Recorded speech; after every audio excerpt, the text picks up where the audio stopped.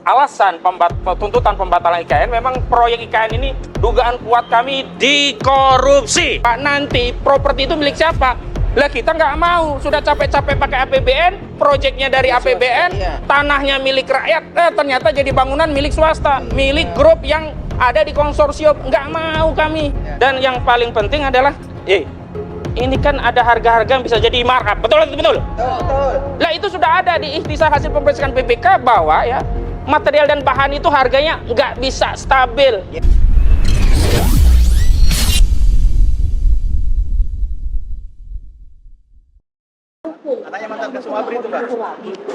Sambil menunggu, jadi begini kawan-kawan semuanya, seluruh rakyat Indonesia, kita tadi dapat informasi memang umumnya para pejabat itu belum bisa ya menemui kalau belum ada agenda. Karena itu kita tadi mengirimkan surat ke KPK tentang permohonan audiensi ke pimpinan KPK RI terkait dua hal ya. Yang pertama terkait meneruskan aspirasi dari masyarakat yang menuntut pembatalan proyek IKN, karena salah satu indikasi alasan tuntutan pembatalan IKN memang proyek IKN ini dugaan kuat kami dikorupsi. Ini yang penting ya, ini yang ingin kami teruskan kepada KPK. Yang kedua, kami ingin sampaikan kepada KPK bahwa kami ingin KPK melakukan proses investigasi terhadap proyek IKN ini karena sudah ada hasil pemeriksaan dari BPK RI ya. Dalam ikhtisar hasil pemeriksaan BPK RI semester 2 di Maret 2024 itu tegas dijelaskan bahwa proyek IKN itu bermasalah. Yang substansi masalah itu ada dua hal. Yang pertama terkait kinerjanya, yang kedua terkait keuangan. Karena itu kita minta KPK untuk melakukan audit, bahkan audit investigatif. Ini proyek ini yang tadinya kata saudara Joko Widodo nggak pakai APBN, nggak akan membebani, akan kerjasama badan usaha dengan pihak swasta dan seterusnya ya. Ternyata zong. Dari hasil ikhtisar yang disampaikan oleh BPK, belum ada satupun badan hukum, baik BUMN maupun BUMD, termasuk korporasi yang melakukan kerjasama untuk ikut mendanai proyek IKN. Itu apa artinya? Jadi saudara Aguan itu dari Agung Sedayu dan kawan-kawan itu tidak pernah membangun IKN untuk rakyat, tapi mereka hanya membangun proyek bisnis mereka sendiri. Mereka bangun rumah sakit untuk rumah sakit mereka sendiri. Mereka bangun hotel untuk hotel mereka sendiri, bukan untuk negara. Dan yang menarik dari audit kinerja ternyata sejumlah pekerjaan yang terjadi di IKN itu belum ada konsep tentang serah terima hasil pekerjaan itu seperti apa. Nanti properti itu milik siapa? Lah kita nggak mau, sudah capek-capek pakai APBN, proyeknya dari APBN, tanahnya milik rakyat, ternyata jadi bangunan milik swasta, milik grup yang ada di konsorsium. Nggak mau kami. Kalau Aguan membangun proyek sendiri, beli tanah sendiri di PIK misalnya, jadi punya Aguan, oke, karena itu pakai duit Aguan. Lah kalau di IKN ya pakai APBN, kemudian nanti ya serah terimanya diklaim milik swasta, ini namanya perampasan tanah negara oleh institusi yang dilakukan sendiri, yang dipimpin oleh saudara Joko Widodo. Jadi sebenarnya Joko Widodo ini sudah parah ini. Lagi pula Pak Prabowo nanti akan terbebani dengan proyek IKN ini. Kan proyek Pak Prabowo bukan IKN kan? Makan siang gratis. Bisa jadi siangnya yang gratis, makannya kagak ada. Bayar karena sekarang bahan-bahan pokok semuanya mahal. Ya, harga-harga mahal. Karena apa? Dolar Amerika terakhir itu sudah di kurs 16.400 rupiah. Artinya apa? Beban-beban pembayaran utang baik pokok maupun cicilannya otomatis naik. Dan tentu saja apa? Itu akan membebani APBN kita dengan kurs rupiah yang sudah sampai 14.400 rupiah. Belum lagi kita itu import migas. Minyak gas kita itu dibeli pakai koran atau pakai duit? Duit. Pakai rupiah apa dolar? Dolar. Nah, kalau dolarnya naik ya jadi beban subsidi BBM kita jadi tambah gede. Padahal rakyat itu ya langsung merasakan subsidi BBM, subsidi pendidikan, subsidi kesehatan itu ketimbang proyek IKN. Proyek IKN itu unfaedah. Proyek yang tidak ada faedahnya. Proyek yang hanya untuk legacy mercusuar saudara Joko Widodo, padahal tidak ada manfaatnya bagi rakyat. Dan yang paling penting adalah ini kan ada harga-harga yang bisa jadi markup, betul?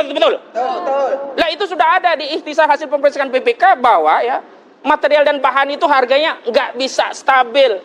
Kapal-kapal pengirim tongkang untuk bahan bakar juga alat-alat untuk konstruksi nggak stabil. Bahkan akhir saja untuk ngecor beton saja masih belum stabil, bermasalah. Itu kan sudah lama disampaikan oleh ahli geologi bahwa di IKN yang baru ini lokasinya masalah debit air itu kan bermasalah. Tapi mereka tetap dipaksakan. Nanti ada perusahaan swasta yang bikin airnya yang suplai, cuan lagi itu yang swasta.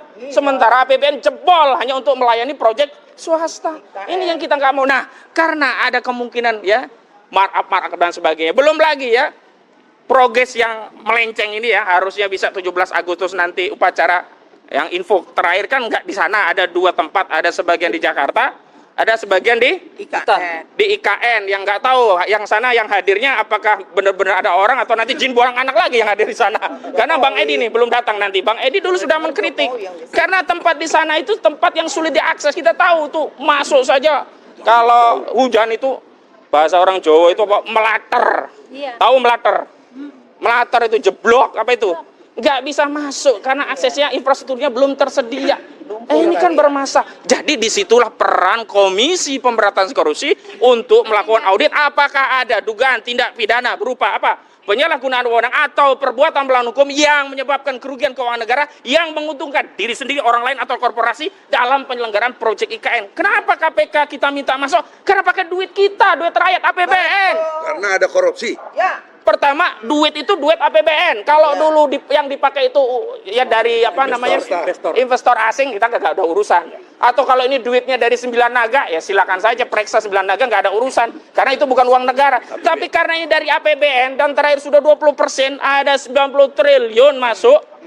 Hampir 90 triliun, artinya apa? Ada kewenangan dari Komisi Pemberantasan Korupsi untuk masuk ya melakukan proses audit. Nah, kenapa audit? Kan belum ada tersangkanya. Loh, KPK itu bukan hanya Komisi Pemberantas Korupsi, tapi juga pencegah korupsi. Ada divisi pencegahan. Nah, audit ini bisa dilakukan oleh KPK yang simpulannya bisa jadi rekomendasi. Ini layak atau tidak diteruskan. Kalau tidak layak, ya batalkan.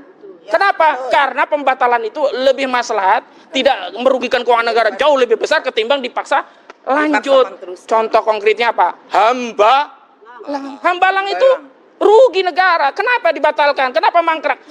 Karena kalau dilanjutkan kerugiannya jauh lebih besar. Begitu juga IKN.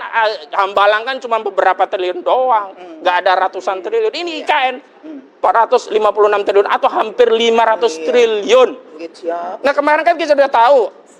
Ternyata mau diambil dari utang, yang utang itu dibayar oleh pajak rakyat. Dari mana? Dari statement menteri-menteri. Akan dilakukan proses perancangan APBN 2025, defisitnya berapa coba? 600 triliun. 600 triliun itu dari mana? Nggak bisa ngambil pajak langsung dapat 600 triliun untuk nutup APBN. Utang dulu, pinjaman dulu. Baik menerbitkan surat berharga negara dan sebagainya. Ya itu nanti yang bayar kita. Nah, disitulah. Termasuk pajaknya dia juga. Iya, semua pegawai KPK pajak. Itu kan pegawai KPK, dia dapat gaji. Gaji itu kena apa? PPh. Dipotong oleh negara. Nggak enak bener kita yang dipotong. Yang enak kontraktor-kontraktor yang bangun IKN. Nah, kontraktor itu IKN lanjut, dia untung karena fasilitasnya nanti dipakai. Nggak lanjut, dia juga untung. Sudah dapat proyek. Sudah dapat proyek, udah untung. Jadi ini yang kita ingin sampaikan. Nah, kita mau nunggu respon dari KPK seperti apa. Nah, selanjutnya dari Bang Azam, silakan Bang.